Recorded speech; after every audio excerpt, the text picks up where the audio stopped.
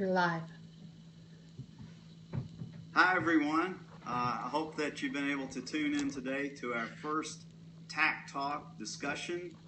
Today we'll begin our first session by talking about some new technology and revolve our discussion around a question around why people seem to prefer texting over simple voice communication. From there, we will get to a big announcement that we promised to release today. I hope you'll stay for that. But first, we'll start with some fun talking about that intriguing question about texting. Well, look, I want to stop for a minute right now and thank all of you for joining. I mean, we're all busy in our jobs and our careers and families, and for you to take time out to spend with me this morning at the kitchen table is great. I hope if you have a chance to forward the link that brought you here through Periscope to your friends, and they can join too, that would be great. I'll give you time to do that as I continue our discussion. I also want to ask you a few more things. If you have a chance, please go to our website, www.TACTspace.com. There you'll find some much more interesting graphics than looking at me. There's wonderful video in there that will tell you all about the technology and how it works. There's also opportunity there for you to sign up for our newsletter. Now, the newsletter is just ask for your email address. It'll allow us to send you an e-blast once a week and allow you to stay up to date with this technology as it develops, and you'll be able to keep up with the news along the way. There's also all of our social networks there. It'd be great if you could find your favorite social network, join us, and be able to post, be able to share, and bring your friends and contacts into this interesting adventure with TACTspace. So hang out a little bit longer for our announcement. This overall session today won't take more than 10 or 15 minutes, but I'd like to entertain a question for all of you, something that's intrigued me for some time. And the question is simply this: why do people prefer to use texting on their phone rather than to talk live with voice in communicating with others? I mean, I thought when mobile phones came out and everyone had the opportunity to talk live anywhere, any place to someone else, that would be the obvious choice of communication. But little did we know, we find ourselves instead putting our fat thumbs on our phones and literally typing out every letter, every word, every sentence we wanted to say. All of this is more cumbersome. It takes longer than voice communication. And of course, things get lost sometimes in the text. The way your voice rises and lowers and the passion behind what you want to say. I'm sure all of us have had text messages misunderstood. So why is it when we finally got the opportunity to mobilely talk to anyone we wanted to anywhere, we very quickly started to prefer typing our messages out? Have you thought about that? Well, I have, and I came up with a few reasons, and we'd love to hear any reasons that you might know of. But let me tell you about 5 reasons I think that's true. I researched this a little bit. First off, we prefer discreet communication. So when it comes to phoning somebody, a phone's got to ring, someone's got to pick it up, put it to their ear, and everyone else knows they're talking on the phone. This may be okay at home, but not so popular at work or in your car or in the classroom. So instead, discreet communication by texting was a way to receive a message much more discreetly in ways that people around you may not know that you're getting this message at all. The second would be something I just call intimacy. When it comes to sending messages, a text message is more thoughtful and I would say more private. It's a message between me and you. No one else can hear it. So when it comes to communicating, we prefer texting over talking because no one else can hear the conversation. It's kind of like passing that little note when you were in school. There's consideration of the other person's time. So if you call someone on the phone, they pretty much got to stop everything, answer the phone to be able to talk with you at that moment. Otherwise, the call is missed and the conversation ends. With texting, you're allowed a little more time to get back to the sender of the message. So we prefer that consideration of another person's time over sending a normal voice communication. And then I think the fourth reason we tend to prefer texting is it's a little bit more thoughtful. And when we talk, I know, I do this, we'll have a lot of idle conversation and chatter around what we want to say before getting to the actual conversation we want to have. And I think people prefer the texting because the words are very carefully chosen as you type them out. So if I've got to actually take the time to craft and articulate what I'm trying to say, then texting gives a better means of doing that. And so people prefer that more crisp and direct message.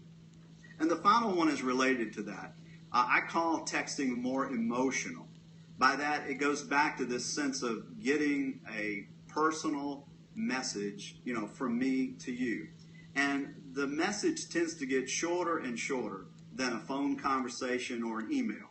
So now there's less time for kind of beating around the bush to try to make your point or try to convince somebody to do something.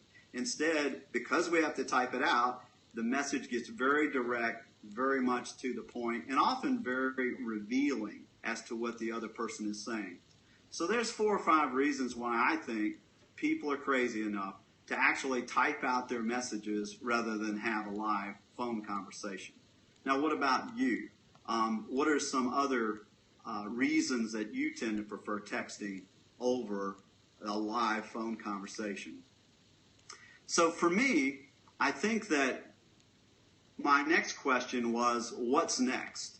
We had voice communication, we have means to send pictures, means to send videos to each other to communicate, all these requiring the use of our phone to be able to receive the message.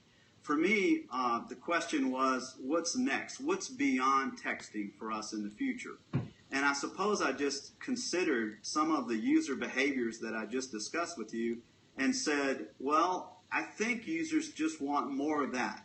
How can digital communications be more instantaneous? How can they be more discreet, more thoughtful, more intimate, and more emotional?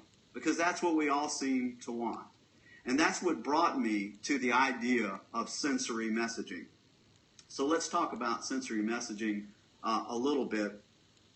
For me, it was an idea that we actually were able to patent here last month around being able to send discrete, personalized, customized messages instead of using letters or words or any kind of text, being able to send and receive these messages with sensory reception.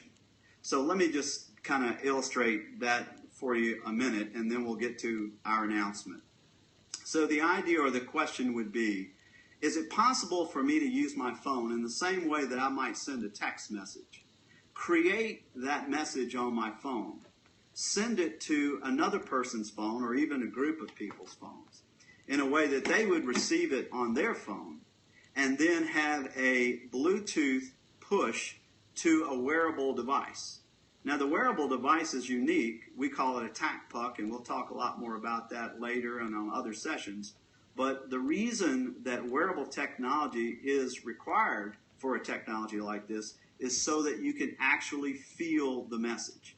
Whether you feel it on a necklace that's worn around your neck, a wristband that can be worn on your wrist, or just kept in a pocket that's close to your skin. As long as you can feel the warmth, the vibration, or the change in the actual form factor of the wearable itself, you will be able to distinguish what the message is from the sender simply by feeling the message through other senses. So we call this sensory messaging, and the platform for doing that we call TACTspace.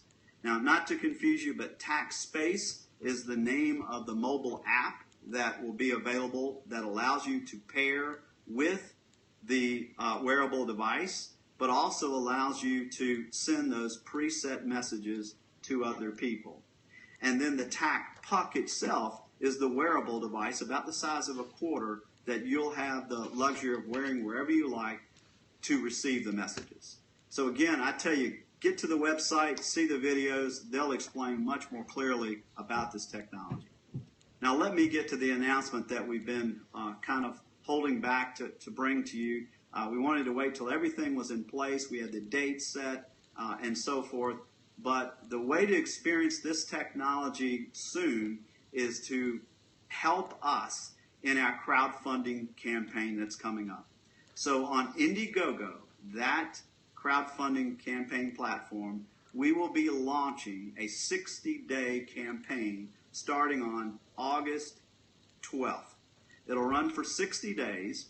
The TACPuck itself will be available to those of you that pre-order it for about $99. In some cases, if you get in early, it may be a little bit less than that. If you join later, it may be a little bit more than that, but hover around $99 each. We hope to pre-sell enough of these to meet our goal of $200,000 in crowdfunding. This will give us the capital we need to make the pucks and get them available to you and begin to get your feedback.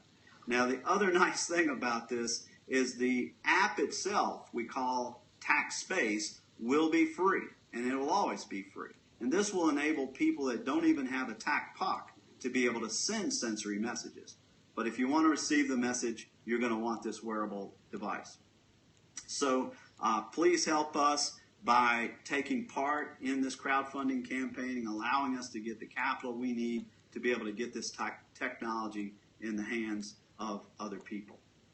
Now, let me give you one illustration we call a tactile of how this technology might be used. And there's plenty more of these on the website as well. But just imagine you and someone you love in your life. It can be a family member, it can be a husband or wife, a spouse, boyfriend, girlfriend. You give this gift to them, and with the TACPuck, they're going to be able to receive messages from you at any time that they have their phone with them and their phones are on and paired to the TACPuck. So imagine giving this kind of gift for like an anniversary gift to someone you love, and them being at a conference or maybe at a luncheon or something like that, and you want them to know during your busy day that you're thinking of them, that you want to have the opportunity to reach out and touch them even though you might be a long ways away. You can simply send your message with the TACTspace app that says, "I'm thinking of you," or "I love you." And they're able to receive that message by wearing the puck somewhere on their person in a way that no one around them knows that they've received that message. This is a wonderful way, to be able to keep in touch with people long distance. Most of what we do in communication, yes, is verbally and text, but we also use a sense of touch when we communicate. TACTspace is around giving the opportunity for you to use touch, even from remote locations.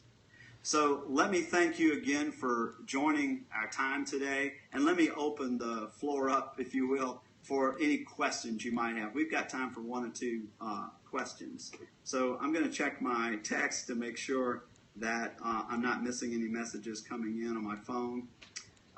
Someone has already commented that they want the technology. That's good. And another comment that with texting, sometimes you can think longer about what you want to say. Another great comment of why we like to do texting. But for tacting, sensory messaging, I think we would even be more thoughtful. And the message, when it's received, since it's received through our senses instead of just simply reading it, will even be more intimate. So I see we have one more question. It's around how to charge the TACPuck itself. So yes, it is a wearable. It has a rechargeable lithium battery in it. There is a small port here. You probably can't see it on the cast, but there's a small port here that you're allowed to simply put a recharging cord on here so that the puck can be recharged for your use. Now, through normal use, the puck should work 5 to 7 days without any kind of recharging. It doesn't use a lot of energy, just the Bluetooth connection and the delivery of the stimuli itself. So great questions from you all. If you have more, please send them either through your social networks or from our website. You can send emails that you might have questions like this. We're building a whole list of frequently asked questions for our audience to be able to understand the technology quickly. So look, I've taken about 15 minutes of your time, and I'm very thankful for that again. Please let me reach out and beg you to go to our website, join our social networks. If you have the opportunity, begin to align yourselves with the Indiegogo website, where we'll be starting our campaign on August 12th. We're reaching a goal of $200,000 to be able to have the capital we need to get this technology in your hands and in your friends' hands. Please share the information as you feel led to online, and make sure that you have the opportunity to reach out and talk to others. Again, our website is www.TACTspace, TACTSPACE.com. Thanks for all of your interest. We will have a session like this, same time, same date of the week, next week. So that'll be August 5th at 10:30 Eastern Time, 7:30 on West Coast time. And we'll have our second TAC Talk session, and we will get into a lot more detail about how this TACTspace app and how this TAC Puck wearable work. Thanks for tuning in, and I appreciate your time. It's Eddie Bugg saying, get tacked, everyone.